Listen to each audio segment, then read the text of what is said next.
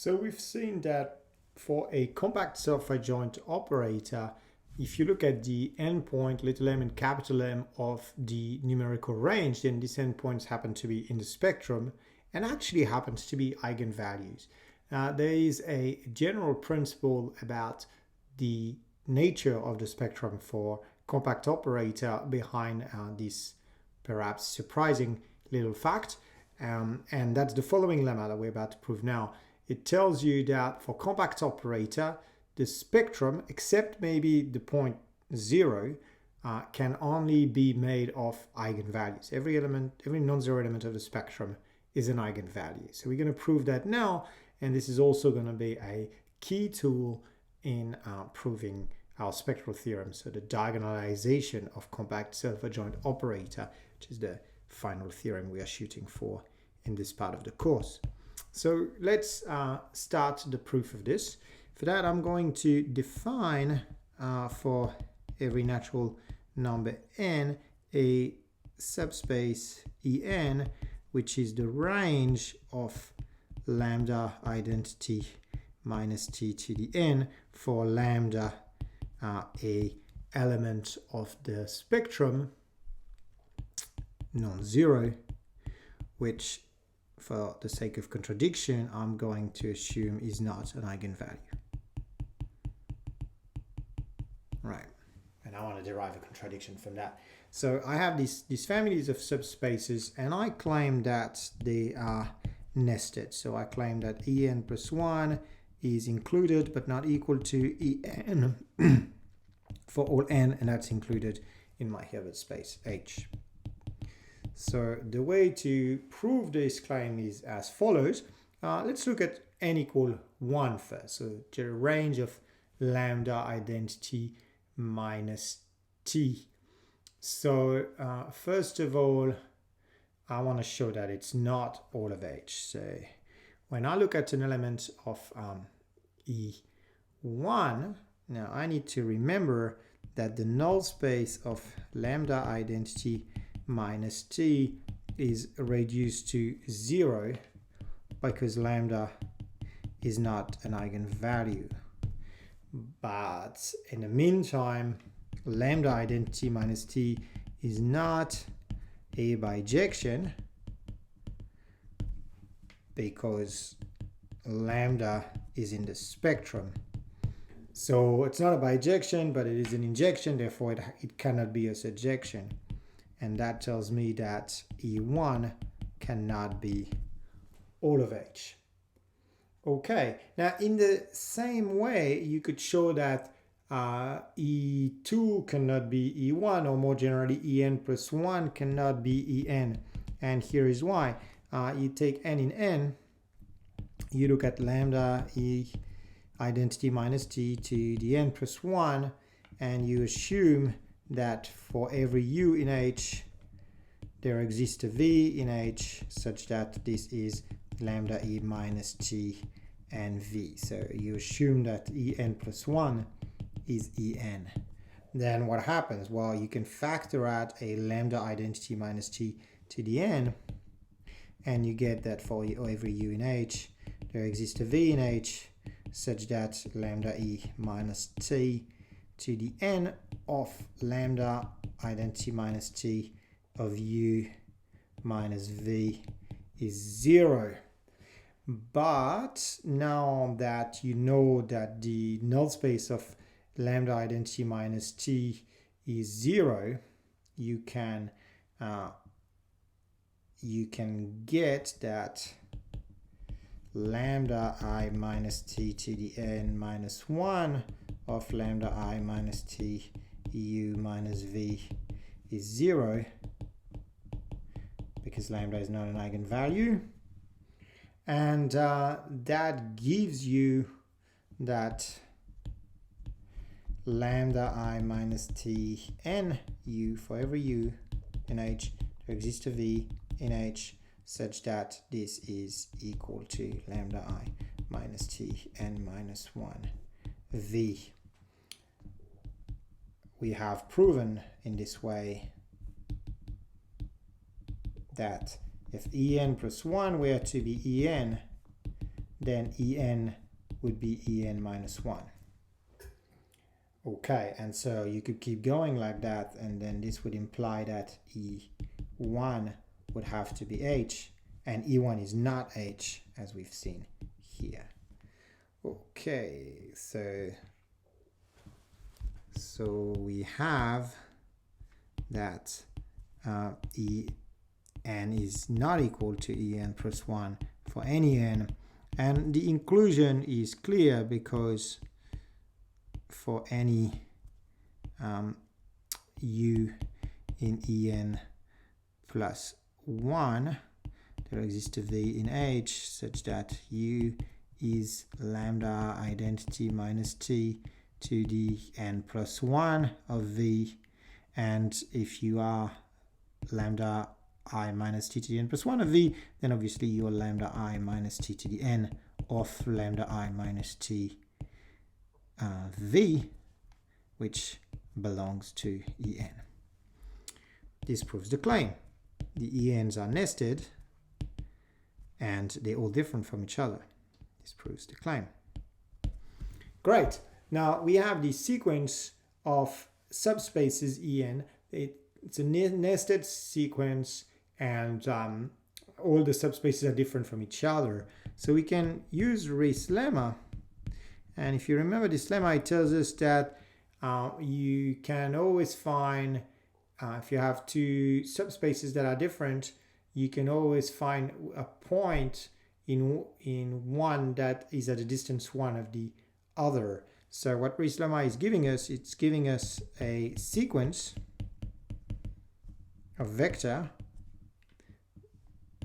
that realizes the fact that En is not En plus 1. So this sequence is such that all the vectors have norm 1, and these are vectors on the sphere. I take Un in En, and then because En backslash En plus 1 is non-empty, I have that I can pick such an Un at a distance exactly 1 of En plus 1. And that's a consequence of Ries's lemma. Okay, so what am I going to do now? I have this sequence of Un that are in these ranges of lambda I identity minus t raised to a higher and higher power. I'm going to use that to show that t of Un cannot have a converging subsequence. And if I prove that, I'm done, because t is a compact operator. Un's of norm 1, so t of Un should have a convergent subsequence. But this distance of the Un to the further subspace will prevent that from happening, and this will contradict the fact that t is compact, hence concluding the proof by contradiction. Right, we've started assuming that lambda was not an eigenvalue, and that's going to lead to a problem because that creates all these subspaces, images of lambda I minus t to the n that are all different from each other, and that creates a sequence on the unit sphere that t cannot map to something compact, contradicting the compactness of t. Let's see how that works. So I'm going to give myself two natural numbers, n and m. I'm going to assume that n is the largest of the two. Now I'm going to compute t of Un minus t of Um, and I want to show that t of Un is not a Cauchy sequence. So I want to show that this can stay large for any n and m. So the way to do that is that I introduce lambda Un and I introduce lambda Um. Right. Now I have a t of Un minus lambda of Un. That's an element of En. In fact, Un was in En, so that's an element of En plus 1. Okay. And what about lambda of Un? That's an element of En. And what about lambda of um minus t of I should write it like this. This is an element of em, and this is an element of em plus 1. Okay, but now em n plus 1 is certainly included in em plus 1 because n is greater than m. Same for en. And, well, em plus 1 is em plus 1. So what I have here is something of the form an element of em and then plus some element, let's call it vm plus 1 for some vm plus 1 that belongs to em plus 1. Okay, but that's telling me something. This is telling me that t of un minus t of um in norm is equal to, let's factor out the lambda, times minus vm plus 1 divided by lambda. Remember that lambda was non-zero, so I can certainly do that. And then this is minus a certain point in em plus 1. So this is certainly greater than the distance of to em plus 1. But we know that this distance is 1. So t of un minus t of stay greater or equal to lambda, which is non-zero. Let's emphasize that for every nm in n, okay, with n greater than m. But that tells me that t of un cannot have a converging subsequence. Does not have a converging subsequence because these increments would have to get small if I had an increasing subsequence. A converging subsequence. This is a contradiction. Contradiction because T is compact and UN belongs to the unit ball, the closed unit ball for every n. In fact, it belongs to the sphere. And that is a contradiction I wanted. And remember, this entire proof was proved by a contradiction at the very beginning. We assumed what? We assumed that we had a lambda, which was a eigenvalue, which is in the spectrum, non-zero, and we assumed it was not an eigenvalue, and now we've proven it's an eigenvalue. So we've proven that the spectrum is included in a set of eigenvalues, but of course the eigenvalue is included in the spectrum, again, modulo the point 0, because that's part of the definition of being an eigenvalue. That's also obvious. If you're an eigenvalue, then lambda I minus t is non-injective, so therefore non-bijective, therefore you're in the spectrum. Okay, that concludes the proof of this lemma. So we have one last lemma about general compact operators in the spectrum to prove before we can prove the spectral theorem for compact self-adjoint operator. That's the following lemma. It tells you that if you have a sequence of distinct eigenvalues that are non-zero, then the only way this sequence can converge is if it converges to 0, right? Now that's really telling me that the spectrum of a compact operator is going to be either finite or a sequence, but if it's a sequence, that sequence has to converge to 0 and nothing else. We'll see that consequence a little bit later, but for now let's prove this theorem about converging sequences of distinct eigenvalue of a compact operator. The only possible limit point is 0. So to prove that, I'm going to first consider eigenvectors. So I'm going to pick for any n in n a eigenvector en in H, so such that t of en is lambda n en, and I claim that all these eigenvectors are linearly independent. And the proof of the claim is by induction. Assume you've proved it for n. well, obviously the initialization is clear.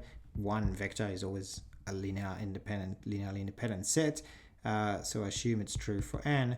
Let's try to go to n plus 1. And so by contradiction, assume that en plus 1 can be written as a linear combination of the ej's that came before it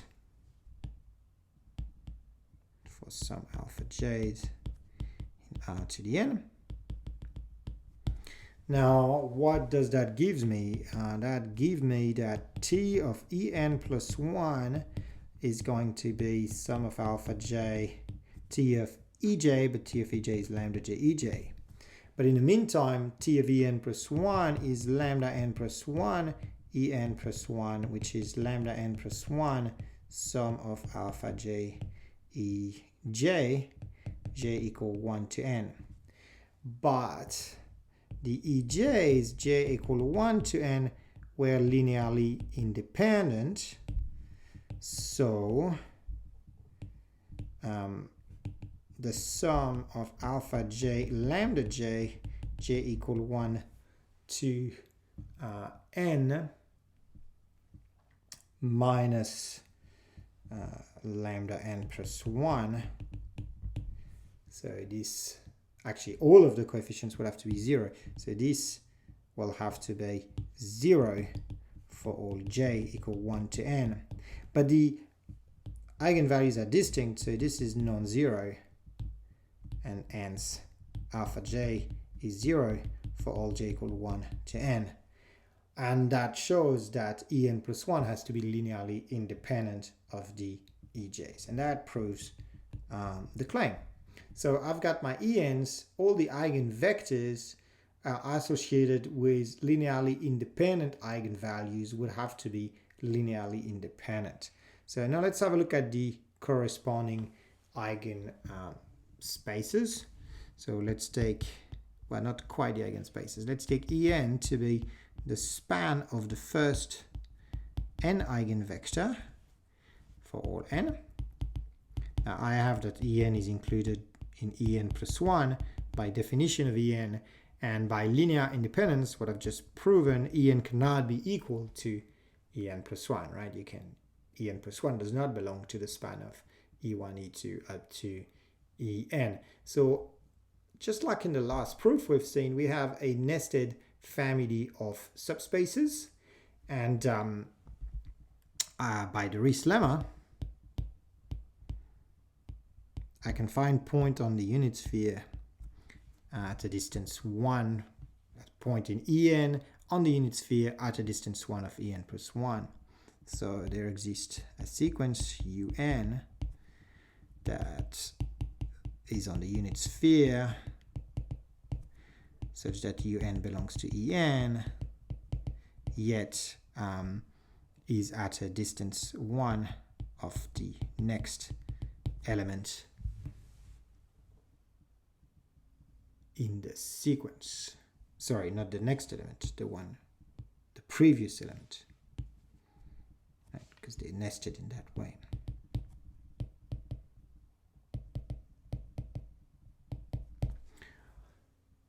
Okay, and that's going to cause some trouble with the fact that T is compact. So let's take an n and an m in n, and let's assume that n is the greater one.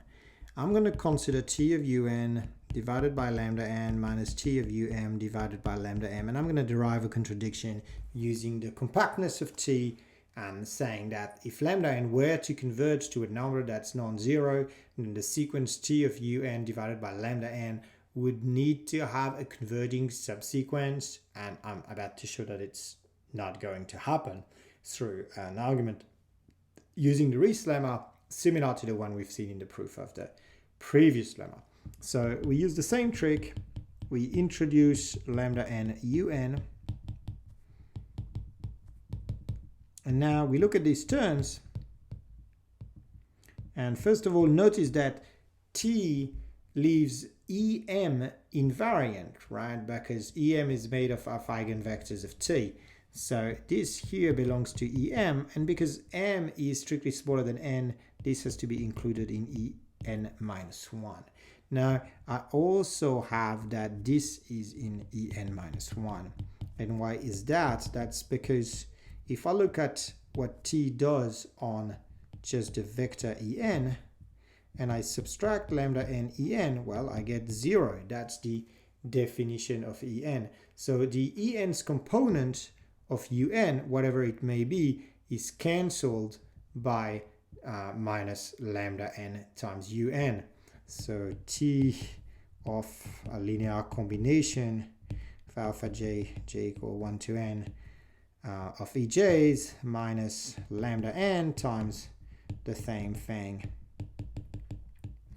the En's component cancel, and you get sum j equal 1 to n minus 1 of alpha j lambda j minus lambda n e j. Okay, so this tells me what? This tells me that the norm of T of Un divided by lambda n minus T of Um divided by lambda m has to be greater than the distance between Un and En minus 1, which is 1. That's what the race lemma gave us. Now, if I assume that lambda n converges to lambda and that lambda is non-zero, then T of Un cannot be a Cauchy sequence. Right? If it were to be a Cauchy sequence, then actually it's worse than that. It cannot have a converging subsequence. Right, then, okay, maybe let's put it this way. Let nk be increasing such that T of Unk converges,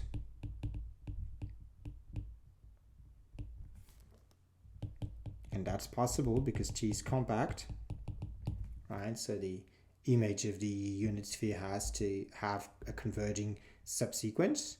Now, if this converges and lambda n converges to some lambda not equal to T, then T of Unk divided by lambda k, let's say, but that's a Cauchy sequence, so this, let's say at k plus 1 minus T of Unk divided by lambda k has to tend to 0 as k goes to infinity, which is impossible because it's greater than 1. That's the way you derive your contradiction, and that proves our lemma. The distinct eigenvalue of a compact operator cannot converge to a non-zero element. If they converge, it has to be to 0. It has to be to 0. Okay, we're finally in a position to prove the spectral theorem for compact self-adjoint operator on a separable Hilbert space. All right.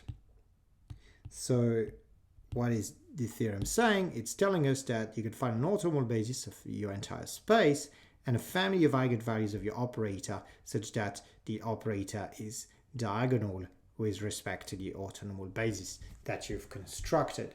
So it's a diagonalization result for compact self-adjoint operator. It generalizes the finite dimensional case, of course, and the way we're going to prove it, we're going to look at the Eigen Spaces, because we're in a separable Hilbert space. Of course, we're going to have an orthogonal basis of the Eigen Spaces. We're going to prove that the Eigen Spaces are orthogonal to each other, and then we're going to form the orthogonal sum of all these subspaces given by Eigen Spaces. And the key part of the proof is to show that when you put all of the Eigen Spaces together, you get all of H. And that's very important in the theorem, because this is really telling you that you can take a generic element in H, you can decompose it into that orthonormal basis, and you can describe the action of T on that element as being diagonal, right? And if the element is sum of C and En, T of sum of C and En will be sum of Cn lambda and En, and this describes the action of T on any element of your Hilbert space. Okay, so how do we prove this? I'm first going to make a little remark that my set of eigenvalues of T that are non-zero has to be countable, right? We mentioned that just before with the lemma. It can be a sequence, but if it is a sequence, if it is not just finite, the sequence has to converge to 0. Now, here is the way to see that. So this is a little remark to start with, that the set of eigenvalues of T, if you intersect it with, let's say, all the real numbers that are greater than 1 upon n, say, that's going to be finite for all n in n. Because if not, if it were not, then it would be included in the set 1 upon n till the norm of T for all n, such that 1 upon n is smaller than the norm of T, of course. And so within this compact subset of the real number, if you had a sequence of eigenvalue in there, it would have to converge. It would have to have a subsequence converging, and any subsequence that converges would have to converge to 0, so it could not converge in that. So if there were to exist a whole countable sequence in that set, I should not index it by n, in EVT included intersected this interval distinct, then there would exist a subsequence in this same set that would converge by compactness, convergent, and it would have to converge to 0 by the lemma that we've just proven, and that's a contradiction because 0 is not greater than 1 upon n. So any such set has to be finite. Right, so if we have if the set of eigenvalue is at most countable and the only possible accumulation point is 0, that's the first element of the proof. Now let's define the appropriate thing. So let's let us write the set of eigenvalues that are non-zero, which is at most countable, as a set lambda j of lambda j's in R with j in subinterval I for I a subset of n, which may be all of n if it's generally countable, or maybe something finite. And then we're going to define Ej to be the null space of lambda j identity minus t for all j in I. Let's not use 0 to index anything because I'm going to define E naught to be the null space of t. So these are my Eigen Spaces plus the null space corresponding to 0 potentially being in the spectrum. And the first claim I want to make is that all of these sets are orthogonal with one another. So first claim, E naught is orthogonal to Ej for all j in I. And secondly, Ej is orthogonal to Ek for all jk in I that are distinct. And the way you prove this claim is as follows. If you take a u in E naught and a v in Ej, give yourself a j in I to start with, I suppose, what do you get? Well, if you compute t of u comma v, well, this has to be 0 because t of u is 0, but in the meantime you're self-adjoint, so this has to be equal to u t of v, and t of v would have to be lambda j times v, because you're in Ej, which is the null space of lambda j identity minus t. So this is equal to lambda j uv. Now lambda j is non-zero, so uv is 0. That is exactly to say that E naught is orthogonal to Ej, because my u and v were generic. The reasoning is the same for the second part of the claim. Well, let me leave that as an exercise maybe. So you take u in Ej, v in Ek, and exactly the same reasoning will get you that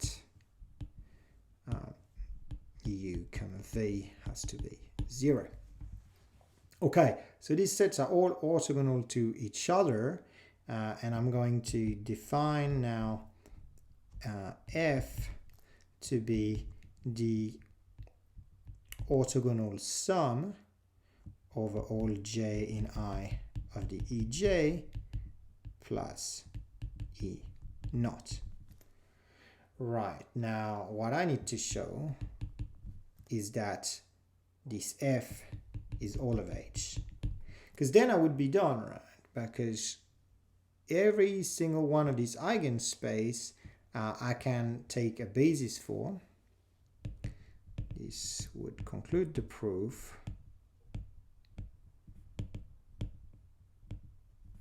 Taking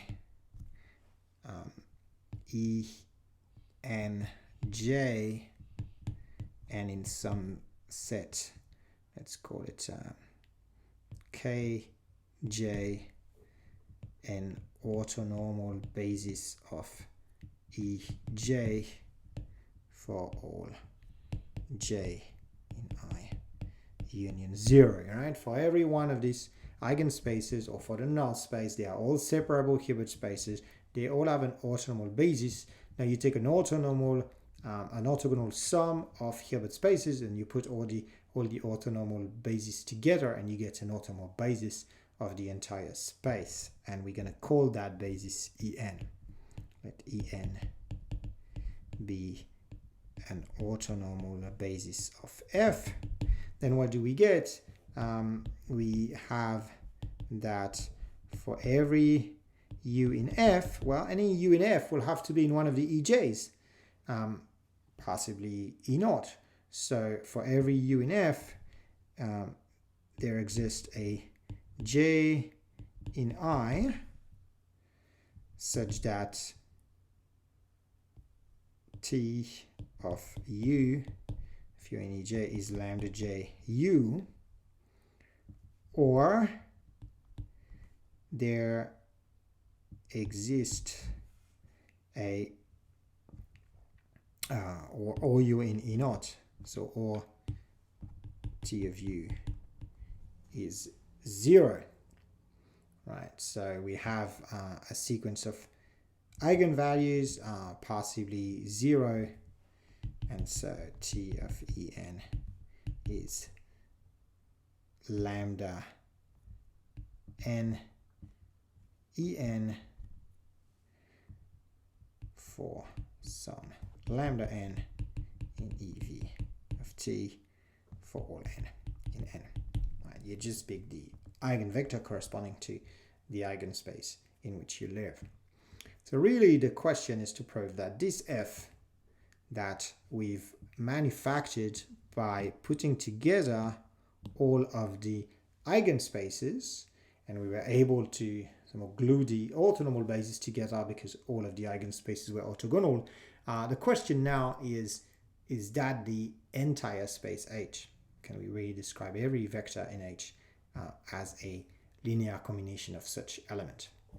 Right, so proving this, that F is H, is really the same thing than proving that the orthogonal complement of F is 0, because H, that's something we've seen earlier, can always be decomposed into the orthogonal sum of F and its orthogonal complement. That's a very important property of Hilbert spaces, of orthonormal splitting into a subspace, a closed subspace in its complement.